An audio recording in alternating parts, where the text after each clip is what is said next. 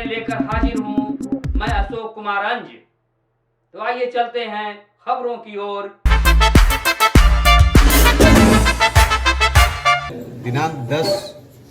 दिसंबर 2023 को एक व्यक्ति के द्वारा शेरघाटी थाना में आकर के सूचना दिया गया, आवेदन दिया गया कि उनका पुत्र जो कॉलेज में पढ़ने के लिए निकला था वो शाम से घर नहीं आया है और उसके बाद उसको 10 तारीख को उसको फिरौती के लिए फ़ोन आना शुरू हो गया है। तो इस सूचना को काफ़ी गंभीरता से लिया गया और तुरंत इस संबंध में शेरघाटी थाना कांड संख्या 1231/23 दर्ज किया गया और कांड का अनुसंधान प्रारंभ किया गया। इस मामले की गंभीरता को देखते हुए इसमें एसपी सिटी के मार्गदर्शन में तथा एसडीपीओ शेरघाटी के नेतृत्व में एक विशेष टीम का गठन किया गया, जिसमें एसएचओ शेरघाटी,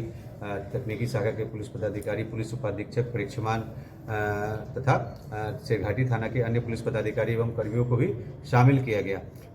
इसमें जब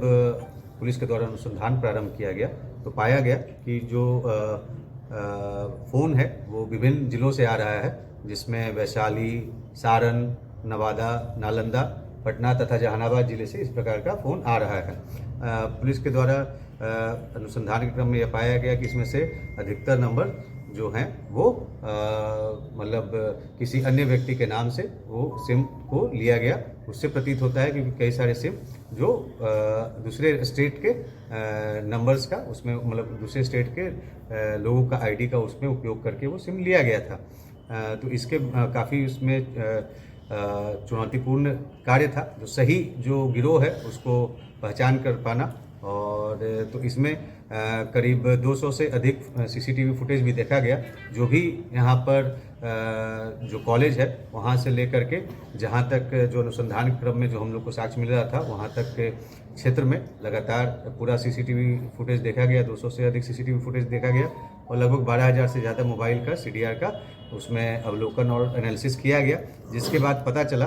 कि इसमें जो अपहृत व्यक्ति है उसको जहानाबाद ज़िले में उसका लास्ट उसकी गतिविधि पाई गई थी और उसके बाद से उसके बारे में सूचना प्राप्त नहीं हो रही थी। और यह भी पाया गया कि वो जहानाबाद ज़िले के घोसी थाना क्षेत्र में उसकी लास्ट गतिविधि पाई गई है और घोसी के कुछ लोगों के साथ उसकी मतलब पूर्व से संपर्क में रहने की बात प्रकाश में आई। तो इसके बाद इस मामले में इस घटना में शामिल अपराधकर्मी शिवम कुमार जो कि घोसी थाना जिला जहानाबाद का रहने वाला है उसको गिरफ्तार किया गया और उसको पटना से गिरफ्तार किया गया और उसके निशानदेही पर उसके जहानाबाद स्थित घोसी थाना क्षेत्र के घर से जो कि ग्राम घनगरा के समीप तार के कोपला से जो अपहृत व्यक्ति है उसका मोबाइल और घड़ी को बरामद किया गया तथा उसकी निशानदेही पर ही अपहृत व्यक्ति का जो शव है उसको बरामद किया गया और उसके शव को पोस्टमार्टम कराया गया और जो पकड़ाए हुए व्यक्ति की निशानदेही पर इस घटना में शामिल एक अन्य अपराधकर्मी जिसका नाम शुभम कुमार उर्फ चीकू है उसको उसके घर से पटना के भेटा थाना क्षेत्र से उसको गिरफ्तार किया गया है। इस पूरे मामले में अभी तक के अनुसंधान में 3 लोगों की संलिप्तता पाई गई है। जो अपहृत व्यक्ति हैं वो भी पूर्व में एक कांड में वो ऑब्जर्वेशन होम में गए थे और उसी समय उनकी जान पहचान एक अन्य ऑब्जर्वेशन होम में ही रह रहे एक अन्य व्यक्ति से हुआ था और जिसकी पहचान इस मामले में गिरफ्तार जो शुभम है उससे भी में ही उसकी जान पहचान हुई थी। तो इन लोगों ने जब जो एक इस पूरे घटनाक्रम में एक अन्य व्यक्ति जो भी फरार है वो जब ऑब्जर्वेशन होम से छूटा तो उसके द्वारा